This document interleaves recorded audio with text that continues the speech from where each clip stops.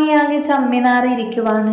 അത് കണ്ട് വിച്ചു അവന്റെ ചെവിയിൽ പറഞ്ഞു, നിനക്ക് അങ്ങനെ തന്നെ വേണം ഒളിയ, എന്നെ വഴക്ക് പറഞ്ഞതുകൊണ്ടല്ലേ. വിച്ചുവിന്റെ കളിയാക്കൽ കേട്ട് അഗ്നി ഇരുന്ന് പല്ല് കടിക്കുവാണ്. അനുവാണെങ്കിൽ എൻ്റെ ഏട്ടനോ അപ്പോ അതൊക്കെ നടക്കട്ടെ നടക്കട്ടെ, അവൾ ആമിയെ നോക്കി ഇളിച്ചുകൊണ്ട് പറഞ്ഞു. ആമിയാണെങ്കിൽ എൻ്റെ ഈശ്വര, ഈ ദേവേട്ടൻ എന്ത് പണിയാ കാണിച്ചത്. അതും പറഞ്ഞ് തലതാഴ്ത്തി ഫുഡിൽ നോക്കുമായിരുന്നു. ഷാലിന് പിന്നെ ഉള്ളിൽ ചിരിയൊതുക്കി. എന്നിട്ട് നിങ്ങൾ വേഗം കഴിച്ചെണീക്ക് പിള്ളേരെ, അതും പറഞ്ഞ് അമ്മ അടുക്കളയിലേക്ക് പോയി. അത് കേൾക്കേണ്ട താമസം ആമി വേഗം അടുക്കളയിലേക്ക് ഓടിയിരുന്നു. അവളുടെ പോക്ക് കണ്ട് അനുവും വിച്ചുവും പൊട്ടിച്ചിരിച്ചു. അവരുടെ ചിരി കണ്ട് അഗ്നി അവരെ കലിപ്പിൽ ഒന്ന് നോക്കി അവിടെ നിന്നും ചവിട്ടിത്തുള്ളി എണീറ്റുപോയി. അഗ്നി പോയതും അനുവിനെ ഡീസൻ്റായി കഴിക്കാൻ തുടങ്ങി. വിച്ചുവിൻ്റെ ഭാഗത്തേക്ക് പോയതേയില്ല. വിച്ചുവും അതുപോലെ കഴിപ്പിൽ മാത്രം ശ്രദ്ധിച്ചു.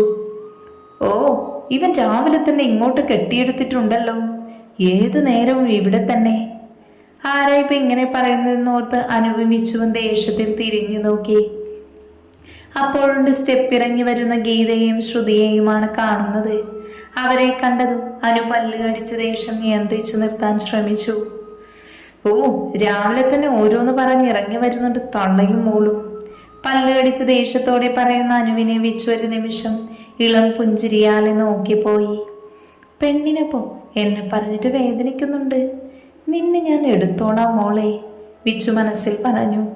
നിനക്ക് നാണമില്ലേ ചെക്ക, പെങ്ങളെ ഇങ്ങോട്ട് കെട്ടിച്ചു വിട്ടു എന്ന് കരുതി ഏതു നേരവും ഇവിടെ ഇങ്ങനെ അടിയിട്ട് കൂടാൻ. ഇതിപ്പോ കല്യാണം കഴിഞ്ഞിട്ട് നെയ്യുമുണ്ടല്ലോ ഏതു നേരവും ഇവിടെ. ഗീത പുച്ഛത്തോടെ വിച്ചുവിനെ നോക്കി പറഞ്ഞു. ശ്രുതിയും വിച്ചുവിനെ പുച്ഛത്തോടെ നോക്കി നിൽക്കുവാണ്.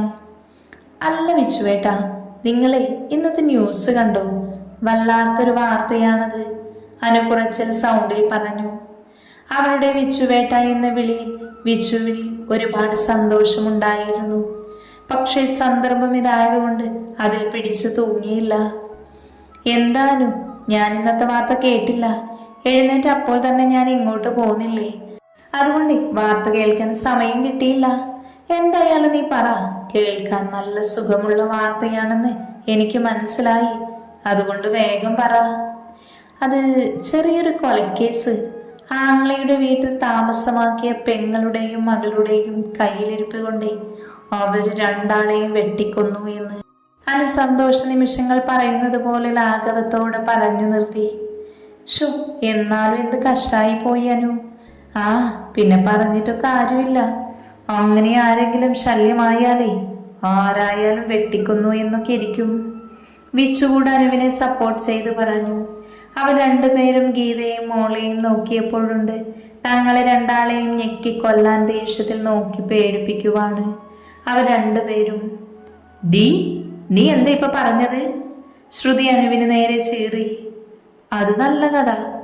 ഞാൻ ഇത്രയും സൗണ്ടിൽ പറഞ്ഞിട്ടും ചേച്ചി കേട്ടില്ല എന്ന് പറഞ്ഞാലേ ചേച്ചിയുടെ ചെവിക്ക് എന്തോ കുഴപ്പമുണ്ട്. അല്ല എന്നുണ്ടെങ്കിൽ ഉറപ്പായും കേൾക്കേണ്ടതാണ്. അല്ല ഗീതമായി, ഇനി അമ്മായി പറഞ്ഞു തരും നിനക്ക്, അനു ചിരി കടിച്ചു പിടിച്ചുകൊണ്ട് പറഞ്ഞു. അനു, നീ വെറുതെ എന്നെ ദേഷ്യം പിടിപ്പിക്കണ്ട. ശ്രുതി വീണ്ടും അനുവിന്റെ മുഖത്തേക്ക് വിരൽ ചൂണ്ടി അലറിക്കൊണ്ട് പറഞ്ഞു. ഡീ കോപ്പേ, മതി, ഇനി നിർത്തിക്കോ, വല്ലാതെ അവളുടെ നേർക്ക് വേണ്ട. വിച്ചു ശ്രുതിയൊക്കെ ഒരു വാണിംഗ് കൊടുത്തുകൊണ്ട് പറഞ്ഞു. അയ്യോ, അവളെ പറഞ്ഞാൽ നിനക്ക് വേദനിക്കുമോ? അതെന്താ അങ്ങനെ? നിന്നെ പറഞ്ഞാൽ അവൾക്കും വേദനിക്കും, അതിലെന്തോ ഉണ്ടല്ലോ. അപ്പൊ വെറുതെയല്ല നീ ഏത് സമയം ഇവിടെ, ഇപ്പോഴല്ലേ കാര്യം പിടികിട്ടിയത്. ഗീത ഇടയിൽ കയറി വിച്ചുവിനോട് പറഞ്ഞു.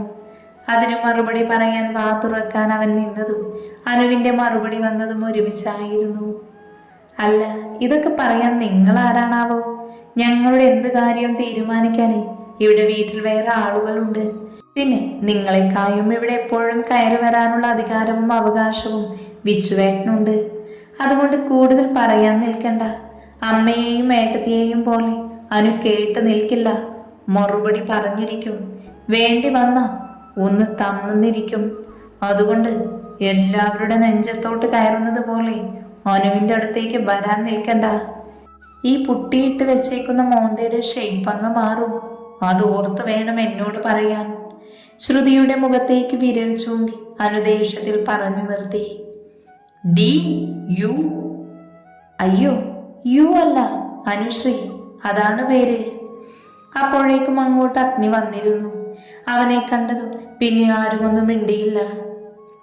ഒന്നും സംഭവിക്കാത്തതുപോലെ പെരുമാറി. എന്നാ ഇറങ്ങാം നമുക്ക്. അനുവിന്റെ സംസാരം കേട്ട് കിളിമാറി നിൽക്കുന്ന വിച്ചുവിന്റെ തോളിൽ തട്ടി അഗ്നി പറഞ്ഞു. അവൻ ഞെട്ടലോട് അതേയെന്ന് പറഞ്ഞ് കൈ വാഷ് ചെയ്യാൻ പോയി. കൂടെ തന്നെ അനുവും എണീറ്റിരുന്നു.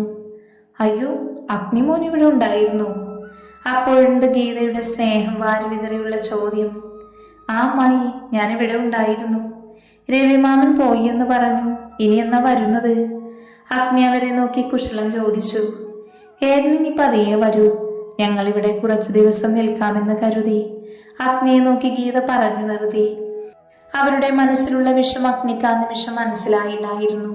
ശ്രുതിയാണെങ്കിൽ ഒരു വശ്യമായ ചിരിയോടെ അവനെ തന്നെ നോക്കി നിൽക്കുവാണ്. അഗ്നി അതൊന്നും കാണുന്നത് പോലുമില്ല. വിച്ചു കൈ കഴുകി തിരിഞ്ഞതും അവന്റെ പുറകിൽ തന്നെ കൈ കഴുകാൻ കാത്തു നിൽക്കുന്ന അനുവിനെയാണ് കണ്ടത്. അവന്റെ മനസ്സിൽ ആ നിമിഷം 100 ലഡുകൾ പൊട്ടി. ഡോ, വായി നോക്കി നിൽക്കാതെ മുന്നിൽ നിന്ന് മാറിടൂ. അനു അവനെ തള്ളി മാറ്റിക്കൊണ്ട് പറഞ്ഞു. പെട്ടെന്നാണ് വിച്ചു അവളുടെ ചുരിദാറിന്റെ ടോപ്പിൽ അവന്റെ കൈ തുവർത്തിയത്. താൻ എന്ത് പണിയാടോ കാണിക്കുന്നത്? തനിക്ക് നാണമില്ലേ പെൺപിള്ളേരെ ഡ്രസ്സ് വെക്കാൻ? അനു നിന്ന് തുള്ളുവാണ്. എന്നാൽ ഇതൊന്നും വിച്ചുവിന്റെ രോമത്തിൽ പോലും ഏൽക്കുന്നില്ല. അവൻ അവളെ മൈൻഡ് ചെയ്യാതെ അവളെ ചേർത്തു നിർത്തി അവന്റെ പണി തുടർന്നു.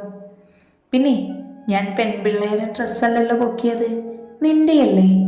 പിന്നെ ഡ്രസ്സ് പൊക്കുന്ന കാര്യം മോളെന്ന് ക്ഷമിക്ക്, ഏട്ടൻ പൊക്കിക്കൊണ്ട്. പക്ഷെ അതിപ്പോഴല്ല, പൊക്കേണ്ട നേരത്ത്. ഇപ്പൊ നീ പഠിക്കുവല്ലേ, അതുകൊണ്ട് ഈ ചിന്തകളൊന്നും വേണ്ട. പിന്നെ നമുക്ക് അക്കാര്യത്തിൽ ഏട്ടൻ പെട്ടെന്നൊരു തീരുമാനമാക്കിയിരിക്കും. അതോർത്ത് മോളിപ്പോൾ ടെൻഷൻ അടിക്കേണ്ട. അവളുടെ മുഖത്തേക്ക് ഉറ്റുനോക്കി വെച്ചു പറഞ്ഞു. അവിടെ നിന്ന് മോടി രക്ഷപ്പെട്ടു. ഇനിയും അവിടെ നിന്ന് പെണ്ണ് എല്ല് പോലും ബാക്കി വെക്കില്ല എന്നത് വിച്ചുവിന് ഉറപ്പായിരുന്നു. അതുകൊണ്ടാണ് ചെക്കൻ ഓടി രക്ഷപ്പെട്ടത്.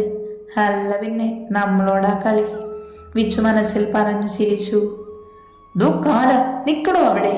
വിച്ചു ഓടിപ്പോകുന്നത് കണ്ടു വിളിച്ചു പറഞ്ഞു. പക്ഷെ ആര് കേൾക്കാൻ? അഗ്നി, നമുക്ക് പോകാം. ആ, പോവാടാ. ഏട്ടാ, പോവാണോ? അപ്പോഴാണ് ആമിയും ശാലിനിയും അങ്ങോട്ട് വന്നത്. ആ, പോയിട്ട് വരാം. പിന്നെ എല്ലാവരെയും കൂട്ടി അങ്ങോട്ടൊരു ദിവസം വരണം.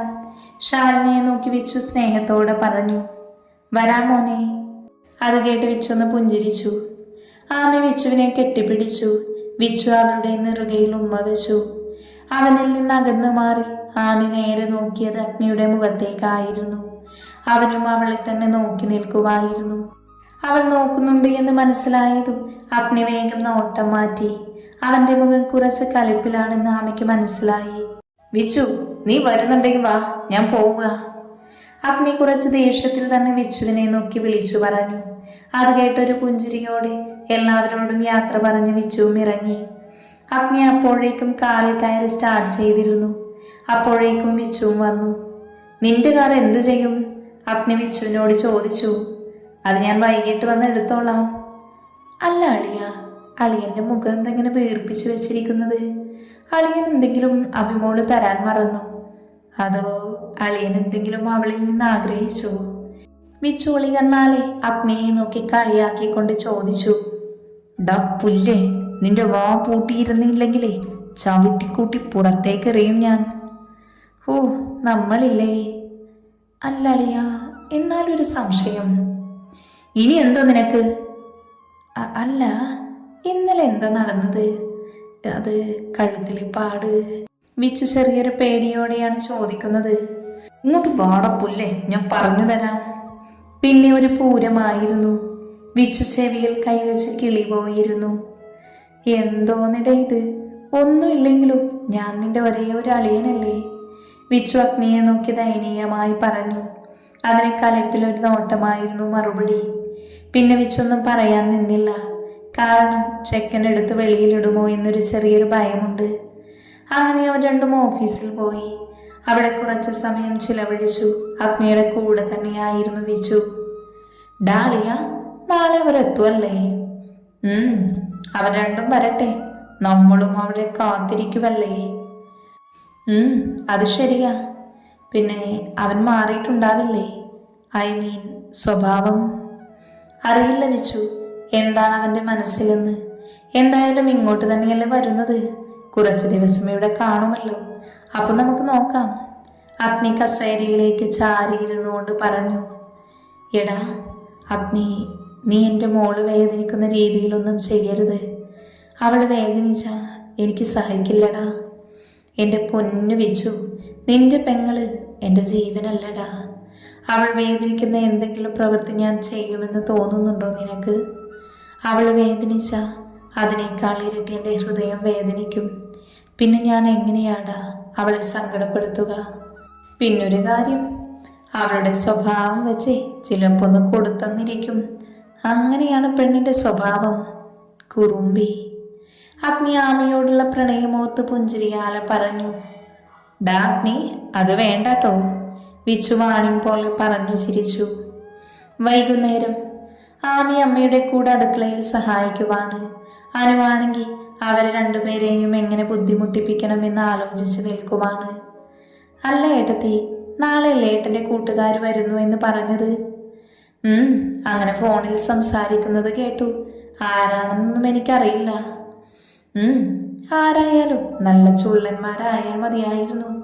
ഈശ്വര, അനു വെച്ചെടുത്ത് കഴിച്ചുകൊണ്ട് പറഞ്ഞു. ഡി കുരുത്തം കെട്ടവളെ, നിന്റെ കയ്യിലിരിപ്പ് ഇതാണല്ലേ? അമ്മ കളിയാൽ അനുവിൻ്റെ കയ്യിൽ തട്ടി പറഞ്ഞു. ഷോ അമ്മേ, നൊന്തൂട്ടോ. അനു ചുണ്ട് കൂർപ്പിച്ചു. ഇപ്പോഴൊക്കെ ഉള്ളൂ അമ്മേ ഇതൊക്കെ പറ്റുക. എനിക്ക് കുറേ കഴിഞ്ഞിട്ട് മതി കല്യാണം. ഏട്ടത്തിയെ പോലെ ഇത്ര പെട്ടെന്ന് വേണ്ട. ഞാൻ കുറേ വായി നോക്കി ജീവിതം അങ്ങ് ആസ്വദിച്ച് എന്നിട്ടൊക്കെ മതി എനിക്ക് കല്യാണം. അവൾ പറയുന്നത് കേട്ട് അമ്മയും മാമിയും അന്തം വിട്ട് നോക്കി. നിങ്ങൾ രണ്ടും എന്നിങ്ങനെ നോക്കൊന്നും വേണ്ട, ഞാൻ സത്യം പറഞ്ഞതാ. അനു, നീ പൊയ്ക്കേ, വെറുതെ എൻ്റെ കയ്യിൽ നിന്ന് വാങ്ങണ്ട. ഒന്ന് പോ അമ്മേ, ഞാൻ പറയും. പിന്നെ ചേച്ചിക്ക് കലിപ്പനയല്ലാതെ വേറെ നല്ല ചെക്കന്മാരെ കിട്ടിയില്ലേ? എത്രയോ നല്ല ചെക്കന്മാരുണ്ടായിരുന്നു, എന്നിട്ടിപ്പോൾ ചേച്ചിക്ക് കിട്ടിയതോ? പറഞ്ഞിട്ട് കാര്യമില്ല, ദൈവം വിധിച്ചതല്ലേ കിട്ടത്തുള്ളൂ. ഡി, നീ എൻ്റെ മോനെ കുറ്റം പറയുന്നു. എൻ്റെ മോന് പാവാടി. ശാലിനി ടെററായി. ആരുടെ കാര്യമാ അമ്മയെ പറയുന്നത്? ഗാംഭീര്യം നിറഞ്ഞ സൗണ്ട് കേട്ട് അവർ 3 പേരും വാതിലേക്ക് നോക്കി. അപ്പോഴുണ്ട് അവരെ നോക്കി നിൽക്കുന്ന അഗ്നിയും വിച്ചുവും. ഏട്ടാ, വിച്ചുവിനെ കണ്ട ആമി വിളിച്ചു. മോളെ. അല്ല അമ്മ, ആര് പാവമാണെന്നാ പറഞ്ഞത്? ഏയ് അതൊന്നുമില്ലടാ, ഞങ്ങൾ ചുമ്മാ ഓരോന്ന് സംസാരിച്ച് നിൽക്കുമായിരുന്നു. അതും പറഞ്ഞമ്മ പുറത്തേക്ക് പോയി. നീ പറ, ആരെക്കുറിച്ചാ നിങ്ങൾ പറഞ്ഞത്? അഗ്നി വിടാൻ ഉദ്ദേശമില്ലാതെ അനുവിനോട് ചോദിച്ചു. അതേട്ടാ, ഒന്നുമില്ല, ചുമ്മാ ഞങ്ങൾ ഓരോന്ന്. അനു അവനെ കണ്ട പേടിയിൽ വിക്കിക്കൊണ്ട് നിന്നു. അളിയ, ഇവളുടെ മുഖത്തെ കള്ളലക്ഷണം കണ്ടിട്ടേ എന്തോ ചീഞ്ഞു നാറുന്നുണ്ട്. അത്രയ്ക്ക് വൃത്തികെട്ട എക്സ്പ്രഷനാണ് ഇടുന്നത്. അനുവിനെ ചൂഴ്ന്നു നോക്കിക്കൊണ്ട് വിച്ചു പറഞ്ഞു. താൻ പോടും കാല. അതും പറഞ്ഞവൾ ചാടിത്തുള്ളി അനു ഹാളിലേക്ക് പോയി. മോളെ, ഏട്ടന് കുറച്ച് വെള്ളമെടുക്ക്, ഞാൻ ആ പെണ്ണിനെ കയ്യോടെ പൊക്കിയിട്ട് ഇപ്പൊ വരാം. അതും പറഞ്ഞ വിച്ചുവും അവിടെ നിന്ന് മുങ്ങി.